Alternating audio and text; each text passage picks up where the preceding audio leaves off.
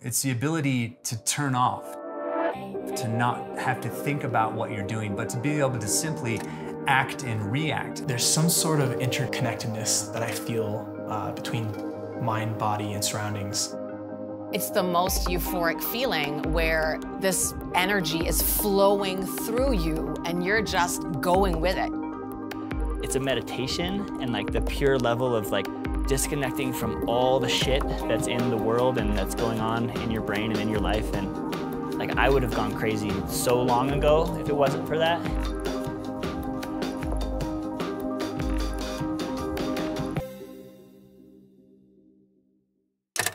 I began my movement journey probably about 12 years ago. And at the time I was working as a personal trainer, and as a personal trainer working in a big box gym, you're most likely doing gym style workouts or gym style exercises. Lifting, pushing, pulling, all in one plane of motion. It was my goal to be as big and as strong as I could possibly be. I really enjoyed training like that, but over time I started to realize that I was just feeling a little bit beat up.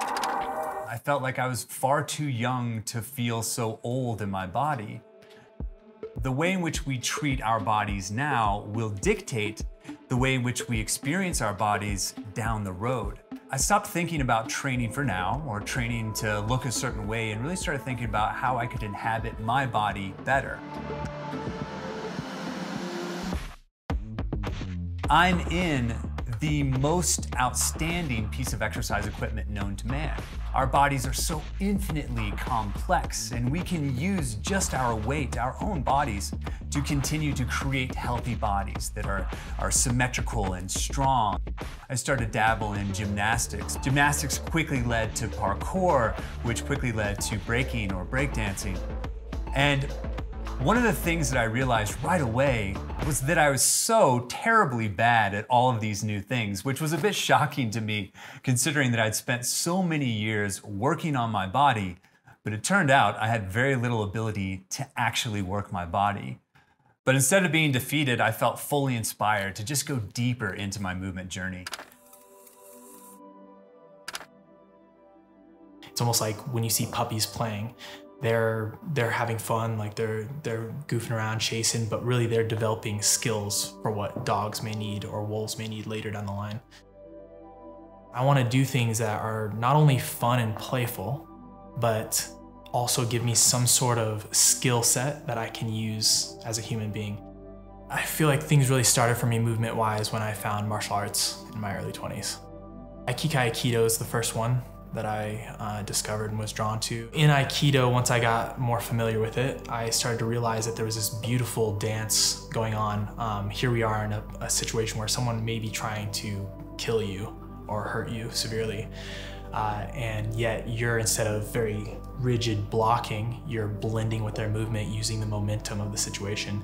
And I was very drawn in by that. And then in the Aikido dojo, somebody mentioned one day, there are these guys in France who are jumping from building to building, taking big drops. A friend I was living with said, hey, there are classes for parkour. Went down there, and right away, I think the thing that grabbed me was it was Aikido, but instead of an attacker, we were dealing with the environment. That we were basically building a relationship between our environment, natural and urban, with our, the connection of mind, body, surroundings. When that clicked with me, that was basically it for me, and I think that really determined my style. My experience with society is mostly people just moving down sidewalks, almost herded like cattle into places you're supposed to go. Like, brought out the childlike exploration. I just took so much from parkour and breaking. In breaking, that's truly where I fell in love with the ground, as odd as that may seem. I just knew intuitively, intrinsically, I knew that there was something magical about communicating with the floor. As movement practitioners and as breakers specifically, like there's only a very few reasons that we do this, and probably the biggest one is just the way that it feels, the way that it feels to get in that zone, to get in that flow state, to be in the cypher and lose yourself and lose your mind and catch a ghost or whatever you want to call it.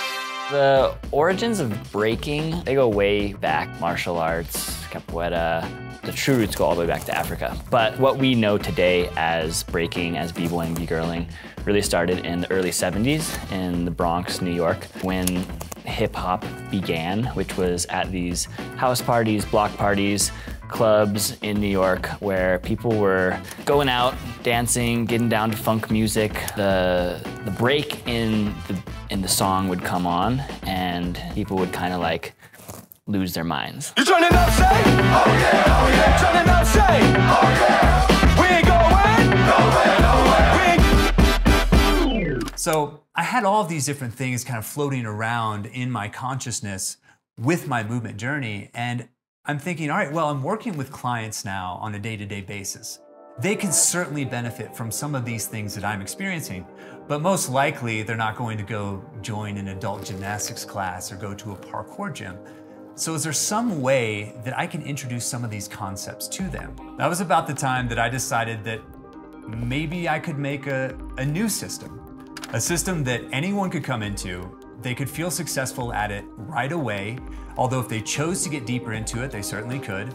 Also, it was a system that could stand alone as a fully integrated approach to exercise or working out, or it could be taken apart, broken down into smaller pieces that could be used for the individual and their goals.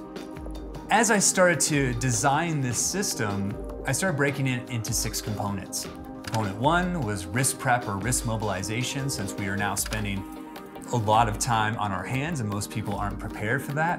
Second component is something we call our activations. We just think about those as isometric holds that we use as a way to excite the body and prepare it for movement. The third thing is something we call form-specific stretches, which are like our full body mobilizations. The fourth component is the animal traveling forms. The fifth component would be switches and transitions. So those are the movements that are highly inspired from footwork and breaking. And then lastly, the sixth component is flow.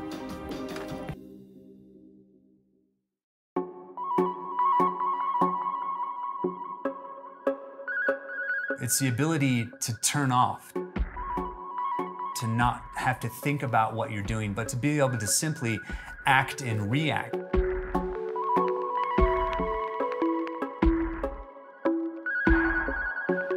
It's the most euphoric feeling where this energy is flowing through you and you're just going with it. You at that point, you can't really control it. Like, you're not in control. When I dance or when I teach, work doesn't take you into flow. When you play, you flow.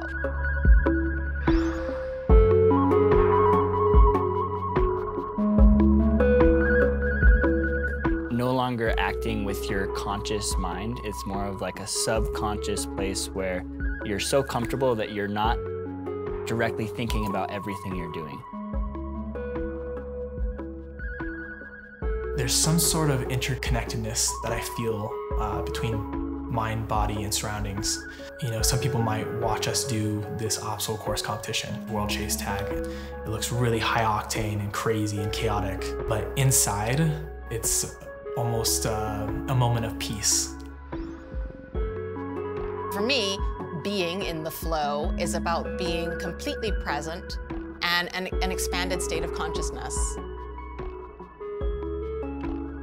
It was the flow part of Animal Flow, I think, more than anything else, that really was the driving force to want to share this with other people. You know, we can experience flow in so many different ways. It could be in the way in which we have a conversation with somebody else. It could be in the way in which we go about our day.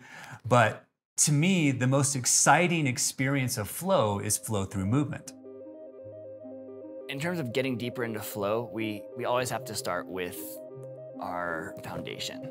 Training is absolutely essential to reaching higher states of flow, because the way I understand the human body and mind to work is that initially when we're learning something, there is a lot of noise. And that can, in the context of parkour, can be very dangerous. We have to suffer through the structure in order to conquer the chaos. The structure is the countless repetitions that we do when we're learning something. So it's all of the practice time, it's the conditioning. The chaos is life, it's free flow, it's the things that we're not prepared for.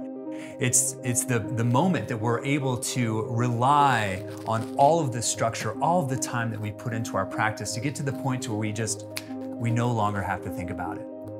I think as humans, exploring free movement, free form, free style, I think it's vital. There's no other thing like it, really. I think I know that's why breakers get so addicted to breaking, because it's a meditation, and like the pure level of like disconnecting from all the shit that's in the world and that's going on in your brain and in your life and in things, and just being in that moment and in that move and in that zone is, I mean, it's just like I would have gone crazy so long ago if it wasn't for that. The most important thing is you need to enjoy the experience. It needs to mean something to you, maybe offer some sort of skills that you could use in your life.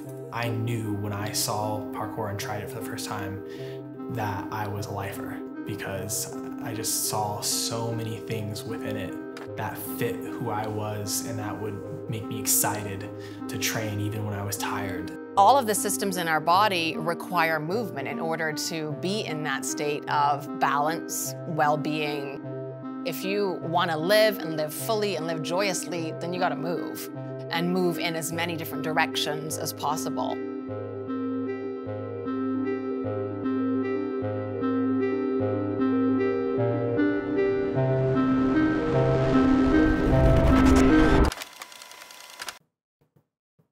If you're trying to figure out where you want to begin your movement journey, the best piece of advice that I can give you is just start.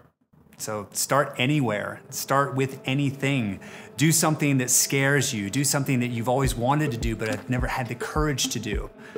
Because when we step outside of the things that make us feel safe and strong, now we're stepping into opportunity. Finding something that's gonna spark that passion and spark that fun in you, and you're like, oh, I'm ready, like, let's go to dance class. You don't have to drag yourself out of bed, it like drags you out of bed. And because your body is an intelligent, organic, beautiful, conscious thing, and it won't lead you astray. It'll tell you what it needs. We're not just talking about exercise, we're not just talking about working out. So the only way to find that thing is to try a lot of things and see what sticks. But again, you just have to start somewhere.